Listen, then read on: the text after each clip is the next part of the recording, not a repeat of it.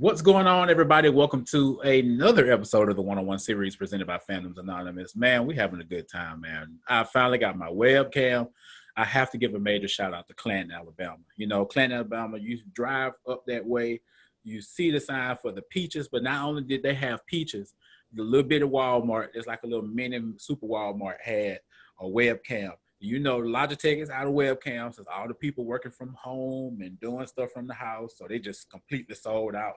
But the little old Clanton Walmart had one on the bottom shelf, and then it was even cheaper than what Logitech was selling for. So I got a good deal. I went in there for dish rags and left out with a webcam, which is what I really wanted. So, but I digress. We are here today with Broadway star Nikisha Williams. You have to say it like that. You got to say it like that. Broadway star Nikisha Williams.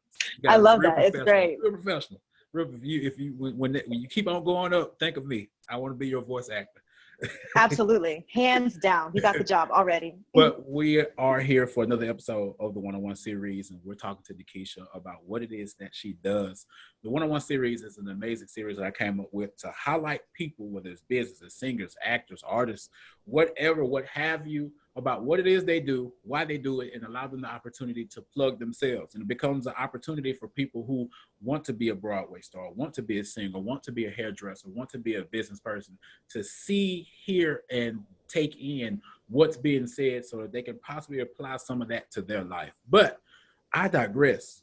This is the floor that Nikisha Williams is on. Broadway star Nikisha Williams. Let us know how you got to where you are. Let the people know who you are and what you do. Yes, well, as you so beautifully introduced, my name is Nikisha Williams, and I started my Broadway journey a little late in life. So encouragement to those who want to try new things later on in life. I'll be 31 in about a couple of days, birthday June 30th, you know, and I didn't start my Broadway journey until around 27. And I went to school for music. I did a vocal performance degree at the University of Southern Mississippi.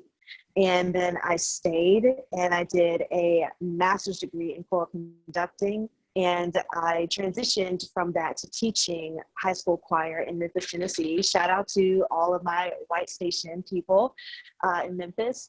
And after that, I decided that I wanted to pursue a career on Broadway. And having been taught some of those nuances of auditioning and such while I was in college, I used those things to kind of further my knowledge. So when I got to New York, I was able to audition for certain things. And so I moved to New York on a whim. I was sleeping on a friend's couch and I auditioned for some Broadway things, whatever I could to get into the room. There's a lot of audition notices on websites like Broadway.com or Backstage.com or Playbill.com, where you can look up auditions and they'll tell you where they are in New York and what time you can come in and audition for them. So I ended up auditioning for the musical The Color Purple. They were doing a tour, and I ended up booking that as a swing. And so I was understudying a lot of the female roles. I did that for a year. And then after that, I had the opportunity to audition for the musical Hamilton, one of their tours. And I got that job. And so that's what I'm currently doing right now, even though we're all on hiatus because of the coronavirus. Yeah, so currently I am with the Philip Touring Company of Hamilton, and I'm in the ensemble. And if you know the show, I understudy all of the Schuyler sisters, which are the lead female roles in the show.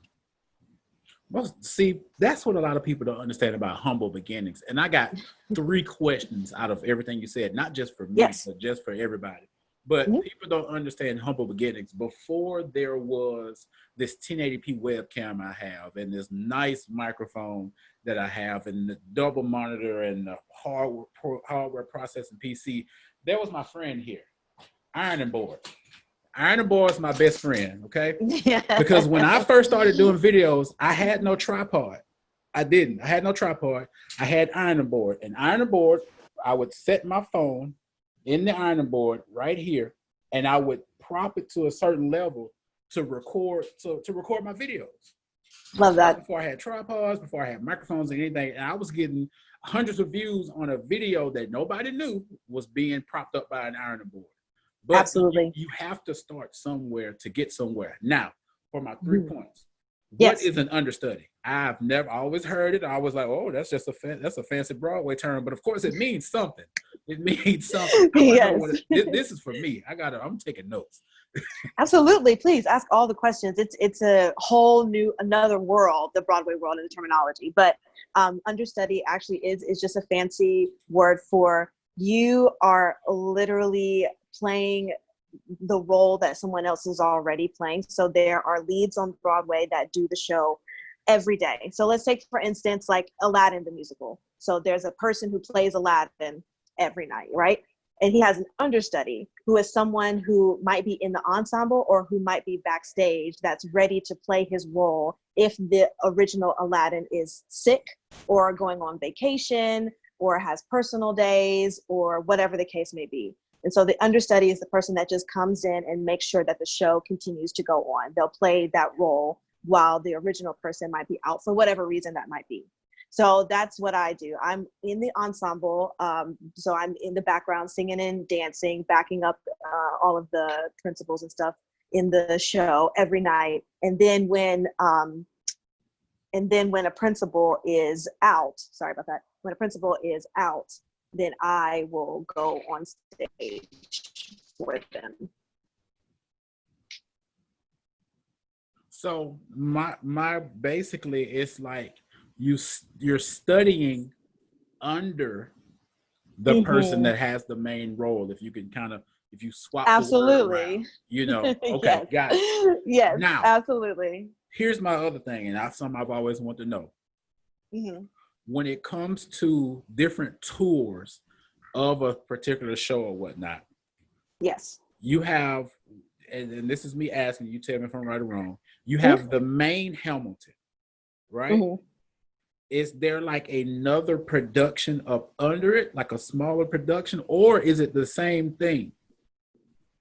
It's the exact same thing. It's just different people in different companies. So you got the Hamilton that's playing in New York City, and they have a set group of people, but it's the exact same show in my company. It's just different people. And we take the same show, same costumes, same everything, and it's just different people doing it, and we'll go around the country and share the story that way for people who can't necessarily get to New York, So the main show would have the big stars like the Lin-Manuel Miranda and the main cast, and then up under that you have, it's like same show, but hey, we can spread out way more and get the show out to more people, which then of course brings more revenue into the main thing.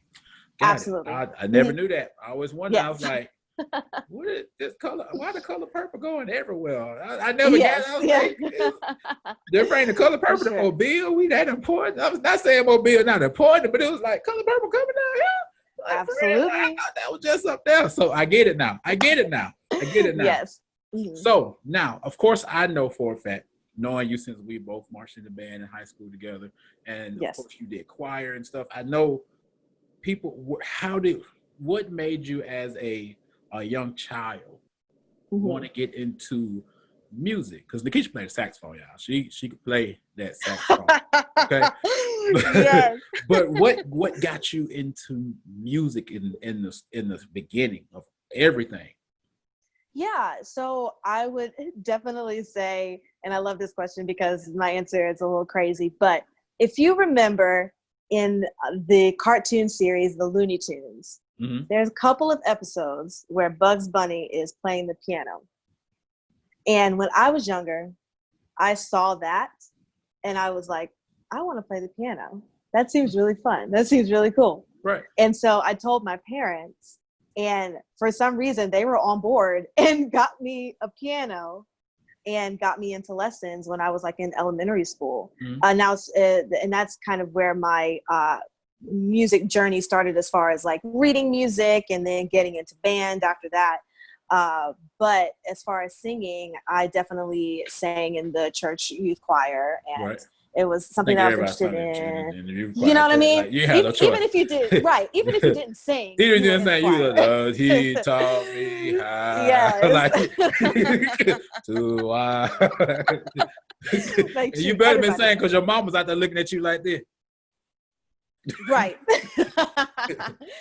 Just ready, just eyeing you down. So, but I enjoyed it. I enjoyed singing in the choir. And so I continued with that. But in my elementary and middle school, we didn't have choir.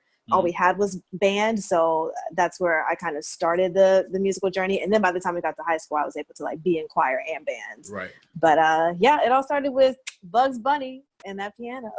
I was telling the story the other day to somebody about how I got started in music, and it came Yes. from me of learning how to play drums. I was never taught how to play drums.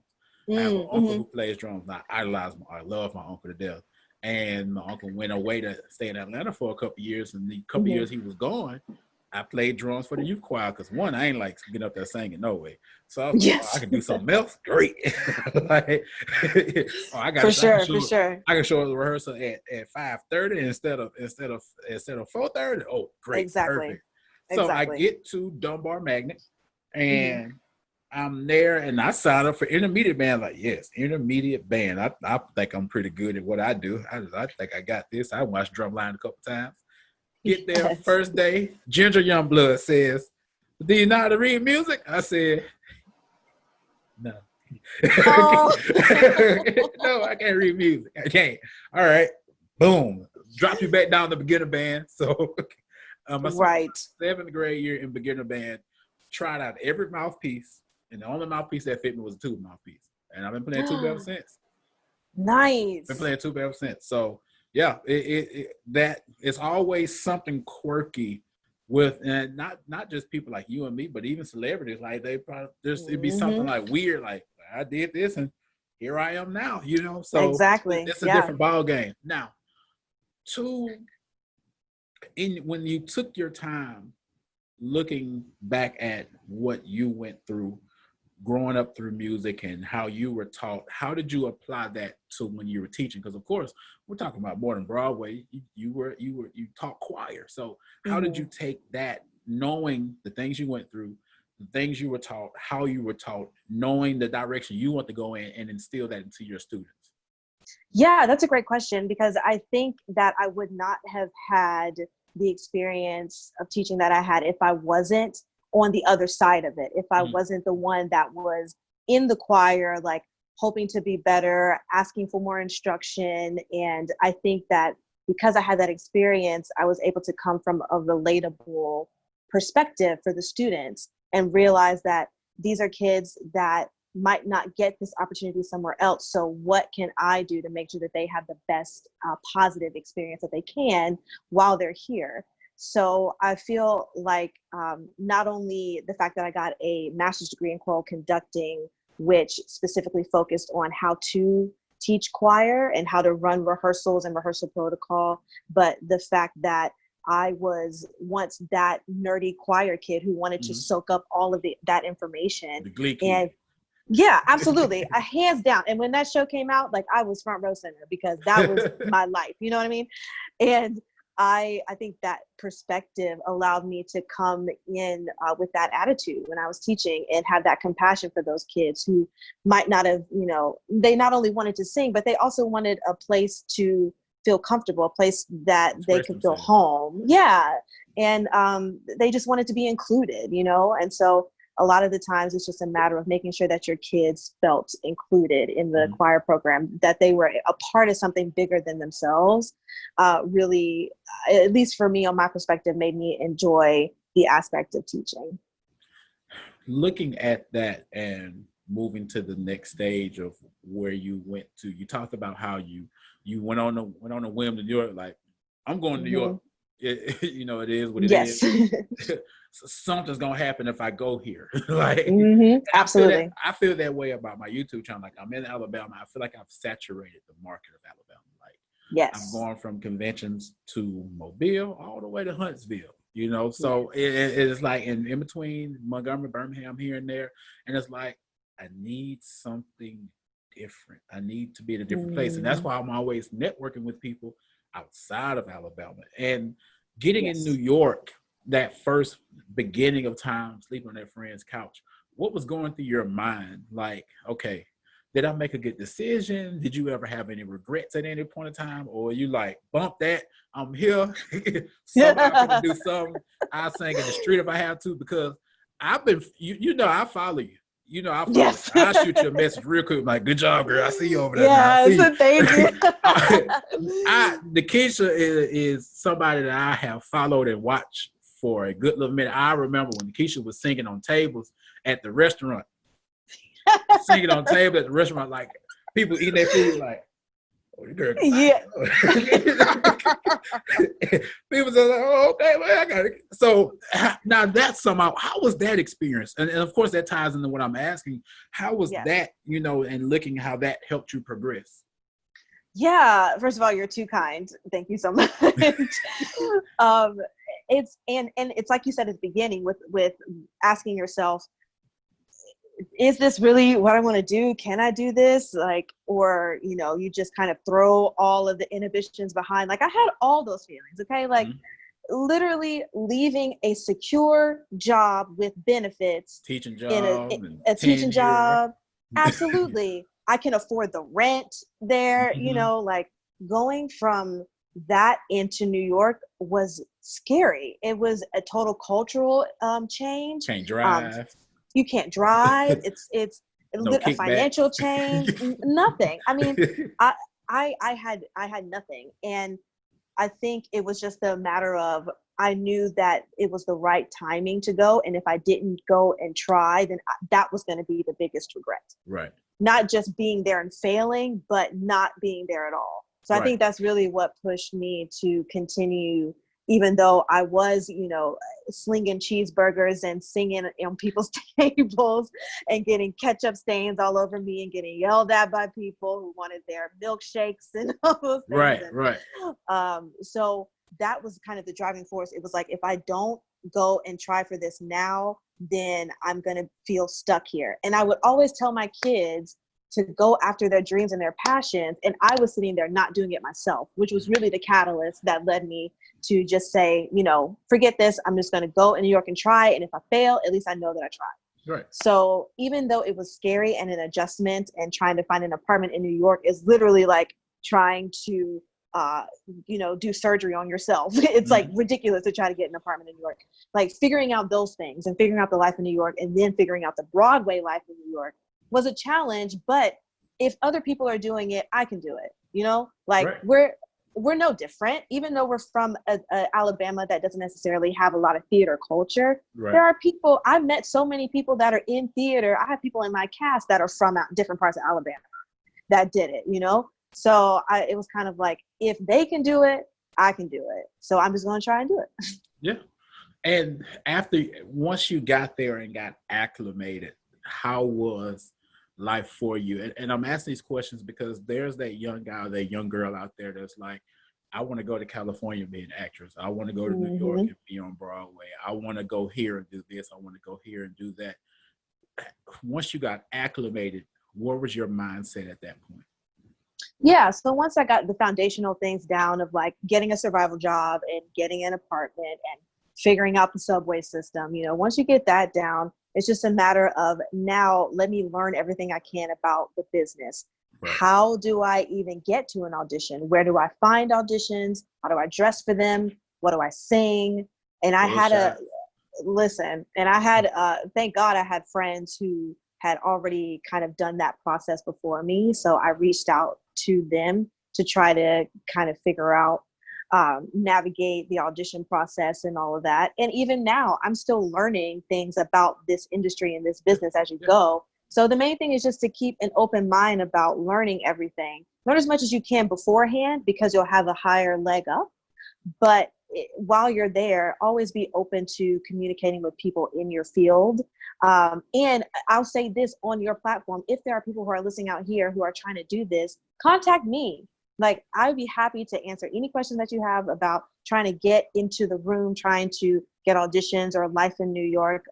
because I've had people like that who have helped me, and that's the only reason that I've gotten to where I've gotten now. So definitely just making sure that you're trying to learn everything you can before you get to a space, and keeping your mind open to continue to learn.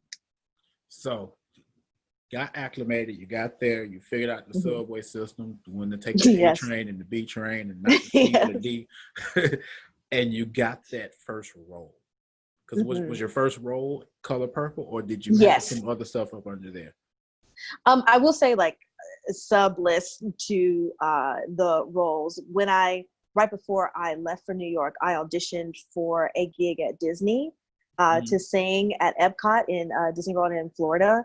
And that allowed me to get something called an equity union card, which is the actors union card. And so once I did that job and I was in New York, I was able to access more auditions and be able to go on the Actors Equity website as a member, look at an audition and sign up for a time. And so that's how I got to audition for Color Purple. So that was kind of the stepping stone into being able to get into more rooms in the Broadway world, having my Actors Equity card.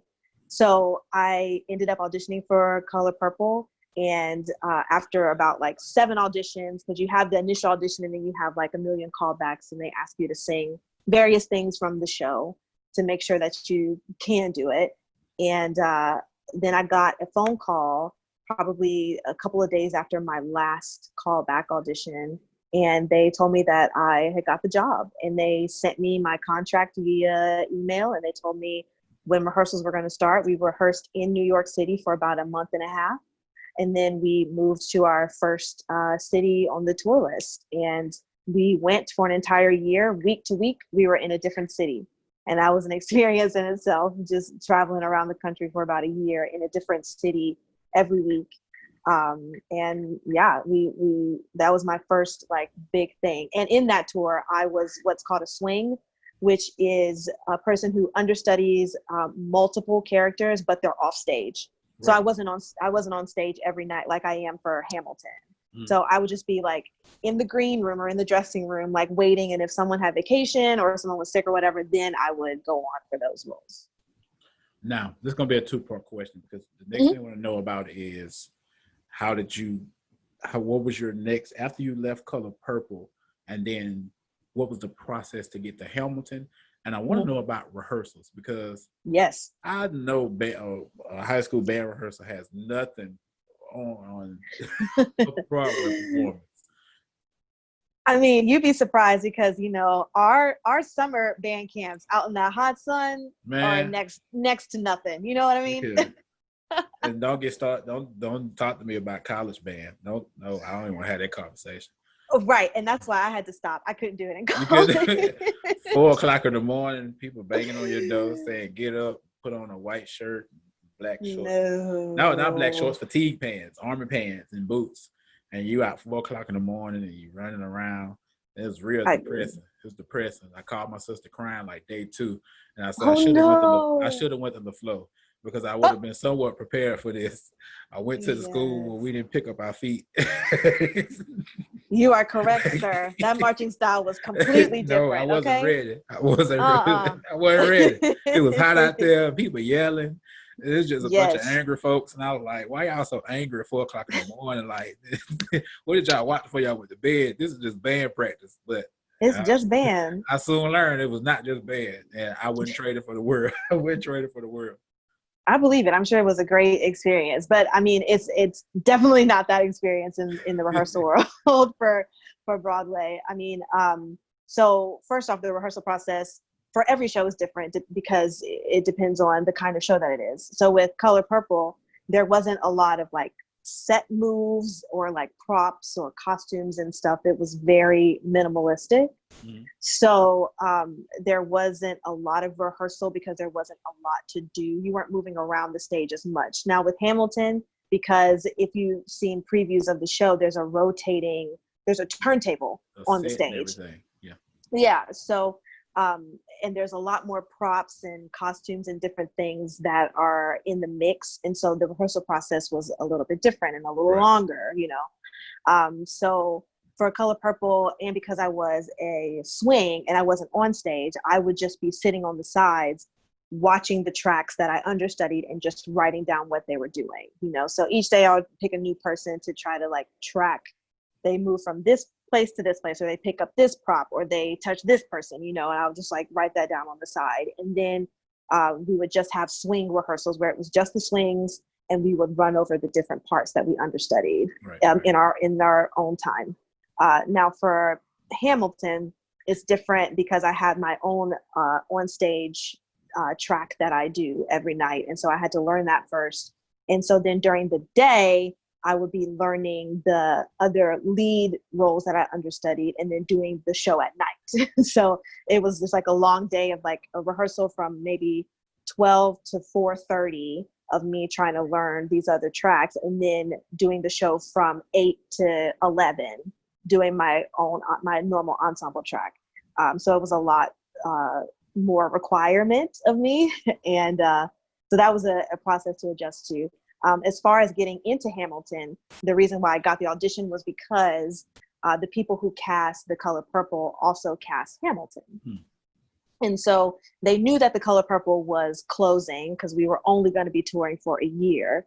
And they called in a bunch of us when the tour ended to audition because they were creating a new company of Hamilton, and they were also replacing people in other companies of Hamilton. There's about 7 different companies in the US alone of Hamilton. It's crazy. Right. So I went in and auditioned. So they just sent an email to me and they said, hey, we know that Color Purple is ending. We're trying to replace people for Hamilton. If you want to audition, this is the time and whatever. So I went in and I did a couple auditions with them. And then I had to immediately leave because I was replacing someone else. And so right when Color Purple ended, it was probably like a day. And then I remember that group of folks. Yeah. Like, y'all, the purple is gone. I see y'all later. I gotta go. Literally, I gotta go. And I literally I hopped on a plane because our last stop in Color Purple was in New Jersey. And then right when it was done, I hopped on a plane the next day and I met the Hamilton company in North Carolina where they were at the time. And started the rehearsal process and everything. So, yeah, it was crazy. that is so awesome. That is so awesome. One question that we always ask on this platform, this show series is, what do you think about the word consistency? I think that the word consistency is something that you have to have as a performer in particular, because the business is so busy and it functions in so many different capacities that as long as you are consistent with what you bring to the table, then there's always going to be room for you, if that makes sense. Right. So I feel like as a performer, you have to make sure that you are consistent with your singing, with your taking voice lessons, with your dancing and taking dance classes, and with your acting and taking acting classes, because then wherever you can be fitted in, they'll put you in because they know that you can do the work. And that was the thing that happened with The Color Purple into Hamilton. They asked me to audition for Hamilton because they knew my work in Color Purple. And so it was a matter of, because I was consistent with how I was performing with Color Purple, I was able to then let them know that I can continue to do that same work in another capacity in another show. Mm-hmm. So definitely making sure that you are doing everything that you can, learning everything that you can about the business and about your instrument so that you can be consistent. And then there's always going to be a space available for you. Gotcha. What else do you want to leave with the people today?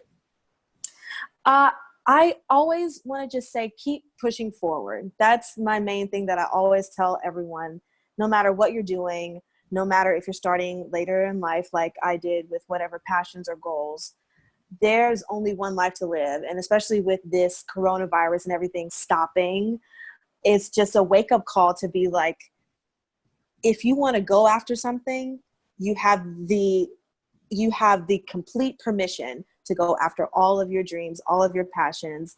And it's better to go after it and fail and keep trying and fail than to just not do it at all, because then that's where the regret sets in. And I mean, you have one life to live, so you might as well just go ahead and push towards everything that you want to accomplish in this world.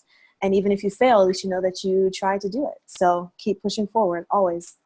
That is so awesome. Guys, we want to really thank Broadway star Nikisha Williams for coming on with us today. Nikisha, tell everybody where they can find you at. Okay, you can find me on my Instagram at Williams Nikisha. You can find me on Facebook, Nikisha Williams. I have a website, www.williamsnikisha.com. And that will send you, if you send a message, that'll send it to my email. And if you have any questions, you can Facebook me, you can Instagram me. My email is nikisha.williams89@gmail.com. Please feel free to contact me in any way about the business. If you have any questions about things, I'd be happy to help in any way that I can. Most definitely. Guys, you know who we are. We're FANDOMSANONYMOUS. You are all over social media right here where you're watching this on YouTube and Facebook. Follow us all over, man. We do the little TikTok thing here once in a while. We on Instagram too. And don't forget, we will be at Huntsville, Alabama, because conventions are coming back. They're coming back. That's so great. It's been so rough. It's been no conventions, no people to talk to, no celebrities to interview. But we're going to Huntsville, Alabama, July 18th and 19th. Everybody has to wear a mask. Everybody has to wear a mask. That's absolutely fine. I'm going to just get something made with our logo on it. We're going to be cool and grind it out. See some amazing celebrities and hopefully get to do a couple of interviews as well. But thank you so much for coming on, guys. And we will see you guys in another video.